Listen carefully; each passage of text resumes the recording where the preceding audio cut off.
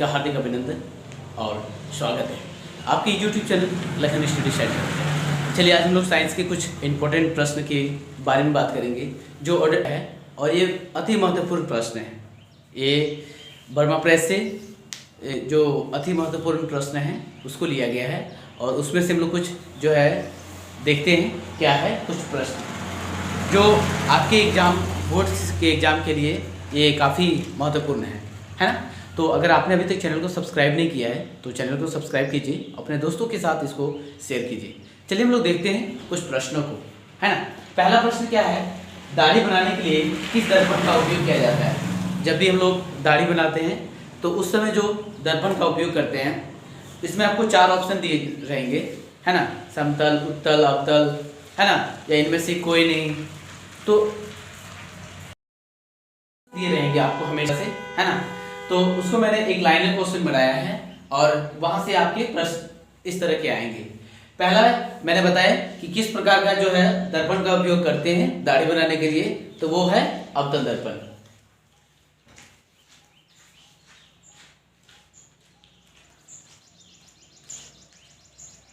गोलीय दर्पण में फोकस दूरी और वक्रता त्रिज्या के बीच क्या संबंध होता है, या इसे किस तरह से आप निरूपित करेंगे। इस तरह का प्रश्न आपसे पूछा जा सकता है। तो हम लोग क्या जानते हैं, F बराबर क्या होता है, R/2। F जो होता है वो त्रिज्या के आधे के बराबर होता है।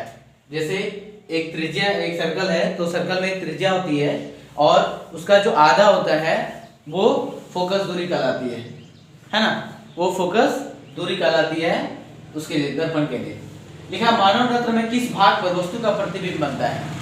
तो अगर आपने पूरा जो है आई स्ट्रक्चर को पढ़ा होगा, ह्यूमन वर्ल्ड, मानव नेत्र का पूरा संसार, तो उसमें आई के बारे में पूरा जो है एक्सप्लेनेशन किया गया है। तो उसमें क्या है कि जिस पटल पे इमेज फॉर्म होता है, यानी वस्तु का प्रतिबिंब बनता है, उसको हम लोग रेटिना कहते हैं, और इसको ऐसे हम लोग दृष्टि पटल भी कहते हैं। रेटिना जिसपे किसी ऑब्जेक्ट का जो है, जो हम लोग देखते हैं तो उसका इमेज फॉर्मेशन होता है, उसको हम लोग क्या कहते हैं, रेटिना कहते हैं, और उसको दृष्टि पटल भी बोला जाता है। सामान्य नेत्र में जैसे हम लोग का आइज है, वो उसका न्यूनतम जो दूर बिंदु होती है वो क्या होती है, तो वो है 25 सेंटीमीटर, है ना। सामान्य नेत्र का दूर बिंदु कितना होता है, तो सामान्य नेत्र के लिए दूर बिंदु जो होता है वो 25 सेंटीमीटर होता है। मानव नेत्र में प्रतिबिंब कैसा बनता है। मानव नेत्र जो है हम लोग की आंखों में कैसा प्रतिबिंब बनता है, तो उल्टा और वास्तविक प्रतिबिंब बनता है। कैसा प्रतिबिंब बनता है, उल्टा और वास्तविक। मानव नेत्र में जो प्रतिबिंब बनता है वह कैसा बनता है, तो उल्टा और वास्तविक बनता है, ठीक है। दूसरा है जैव मात्र में ऊर्जा स्रोत का कुछ नाम लिखिए, है ना। तो कौन कौन से हो सकते हैं या कौन नहीं हो सकते हैं, तो जैसे लकड़ी है, गोबर गैस है, कोयला है, ये सारे ऊर्जा स्रोत के हैं। अगर कोई आपको जैसे नाभिकीय ऊर्जा दे दे तो वो इसका ऊर्जा का स्रोत नहीं होता है ना। नेक्स्ट हम लोग देखेंगे ओजोन परत के उपक्षय के लिए कौन सा जो है जिम्मेदार होता है, तो उसको हम लोग कहते हैं क्लोरोफ्लोरोकार्बन, CFC, क्लोरोफ्लोरोकार्बन। CFC जो है ओजोन लेयर का जो परत जो है, दिनों दिन हम लोग सुनते हैं कि क्या हो रहा है, घट रहा है, तो उसके जो अवक्षय के कारण है वो कौन जिम्मेदार है उसके लिए, तो क्लोरोफ्लोरोकार्बन, है ना। तो पहला है, नेक्स्ट है अधातु कमरे के ताप पर द्रव अवस्था में पाया जाता है। कौन सा ऐसा अधातु है जो द्रव के अवस्था में पाया जाता है और कमरे के ताप पर, तो वो है ब्रोमीन, है ना। एक क्वेश्चन आ सकता है, ये धातु लिख देगा, धातु जो कमरे के ताप पर द्रव अवस्था में पाया जाता है तो वो होता है पारा। क्या होता है, वो पारा होता है। तो यहाँ क्या लिखा हुआ है, अधातु कमरे के ताप पर द्रव अवस्था में पाया जाता है, तो कौन सा ऐसा धातु होता है, तो ये अधातु का नाम है ब्रोमीन। यही एक अधातु है जो आपको द्रव अवस्था में पाया जाता है। अग्निशामक बनाने में किस पदार्थ का उपयोग किया जाता है, तो सोडियम हाइड्रोजन कार्बोनेट का उपयोग किया जाता है, जो आपने देखा होगा बड़े बड़े स्कूल्स में, बड़े बड़े कॉलेज में, स्कूल्स कॉलेज में तो ये टेम्परेरी में परमानेंट किया गया है कि आपको एक अग्निशामक रखना ही है, कि बाय द वे कभी आग लग जाती है किसी कारणवश, तो उस समय जो है उसको बुझाने का काम कौन करेगा। तो उसमें जो पदार्थ दिया रहता है वो होता है सोडियम हाइड्रोजन कार्बोनेट। कौन सा रहता है? Sodium hydrogen carbonate. अब नेक्स्ट क्वेश्चन है, नर युग्मक तथा मादा युग्मक के संलयन को क्या कहते हैं?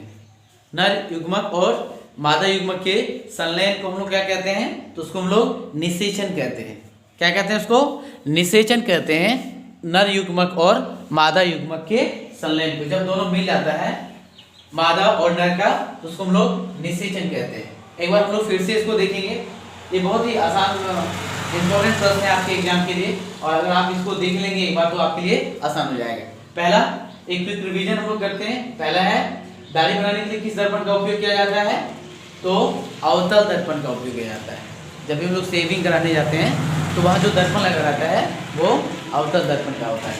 दूसरा है, गोलीय दर्पण में फोकस दूरी और वक्रता त्रिज्या के बीच में कैसे संबंध होता है? तो F बराबर R/2, F बराबर R/2। फोकस जो दूरी होती है वो वक्रता त्रिज्या के आधी होती है, या वक्रता त्रिज्या जो है फोकस दूरी से डबल होता है। ठीक बात है। मानव नेत्र में किस भाग पर वस्तु का प्रतिबिंब बनता है? तो रेटिना उसको कहते हैं हम लोग, या फिर दृष्टिपटल, जो भी कहें, रेटिना कहें या फिर इसको दृष्टिपटल कहें, दोनों एक ही नाम है ना। इसको रेटिना भी कह सकते हैं आप और दृष्टिपटल भी कह सकते हैं। ठीक है। नेक्स्ट है, सामान्य नेत्र का जो है दूर बिंदु कितना होता है? तो मैंने आपको बताया अभी 25 सेंटीमीटर होता है। मानव नेत्र में प्रतिबिंब कैसा बनता है? तो मानव नेत्र में हमेशा याद रखिएगा उल्टा और वास्तविक प्रतिबिंब बनता है ना। कैसा प्रतिबिंब बनता है? उल्टा और वास्तविक। ज्या मात्रा में ऊर्जा स्रोत का कुछ नाम लिखिए, तो क्या हो जाएगा? लकड़ी, गोबर गैस और कोयला। ठीक है। ओजोन परत के अवक्षय के लिए कौन सा जिम्मेदार होता है? तो क्लोरोफ्लोरोकार्बन। जो ओजोन परत का जो लेयर है दिनों दिन क्या हो रहा है? घट रहा है। तो उसके पीछे क्या रीजन है? तो उसके पीछे रीजन है क्लोरोफ्लोरोकार्बन, जिसको हम लोग CFC भी कहते हैं, है ना। अधातु कमरे के ताप पर द्रव अवस्था में पाया जाता है। कौन सा ऐसा अधातु है जो कमरे के ताप पर जो है द्रव अवस्था में पाया जाता है? तो ब्रोमीन है। क्या है? ब्रोमीन है। नेक्स्ट है, अग्निशामक बनाने के लिए किस पदार्थ का उपयोग किया जाता है? अग्निशामक बनाने के लिए किस पदार्थ का उपयोग किया जाता है? तो सोडियम हाइड्रोजन कार्बोनेट है। क्या है? Sodium hydrogen carbonate. और नेक्स्ट क्वेश्चन है और फाइनल क्वेश्चन है, नर युग्मक और मादा युग्मक के संलयन को क्या कहते हैं? तो हम लोग उसको निषेचन कहते हैं। ठीक है। तो हम लोग फिर मिलेंगे, लेकिन अगर आपने अभी तक चैनल को सब्सक्राइब नहीं किया है, चैनल पर न्यू है, तो चैनल को सब्सक्राइब कीजिए, अपने दोस्तों के साथ शेयर कीजिए। फिर मिलेंगे नेक्स्ट वीडियो में, तब तक के लिए जय हिंद, जय भारत। दिए रहेंगे आपको।